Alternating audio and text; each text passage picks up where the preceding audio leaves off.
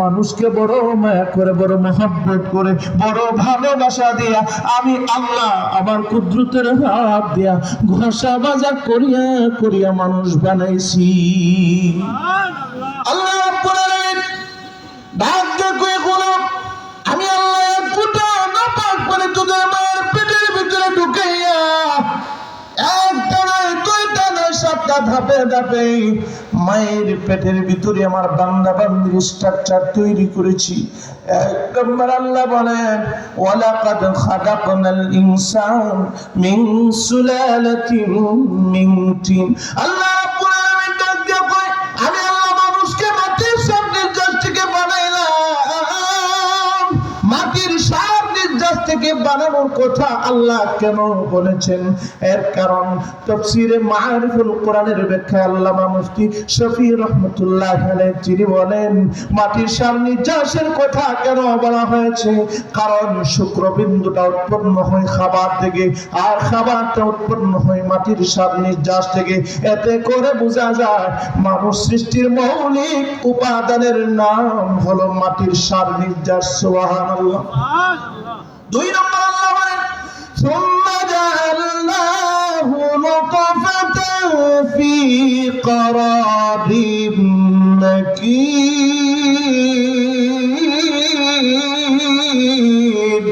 আল্লাহু আকবার। আল্লাহ রাব্বুল আলামিন বলেন, দুই নম্বর আমি আল্লাহ এই শুক্রবিন্দুটাকে তার মায়ের পেটের ভিতরে সংরক্ষিত আধারে আমি আল্লাহ স্থাপন করেছি। সুবহানাল্লাহ। কেমন সংরক্ষিত অন্ধকার! অন্য আয়াতের মধ্যে আল্লাহ রাব্বুল আলামিন বলেন, ইয়াখলুকুকুম ফি বুতুনি উম্মাহাতিকুম খালকা মিন বা'দি খালকিন ফি যুলুমাতিন সালাত।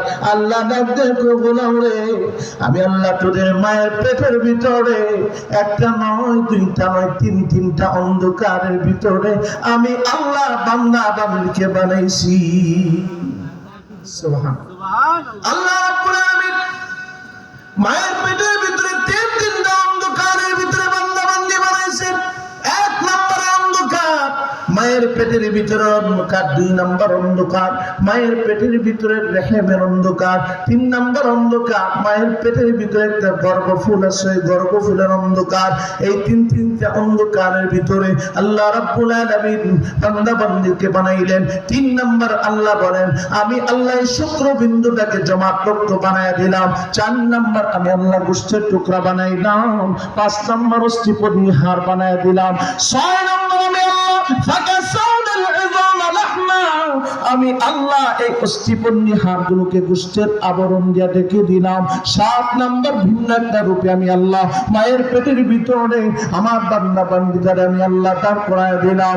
আল্লাহ রাব্বুল আলামিন সাতটা ধাপে ধাপে মায়ের পেটের ভিতরে স্ট্রাকচার বানানোর পর এবার আল্লাহ একটা সিফাত বর্ণনা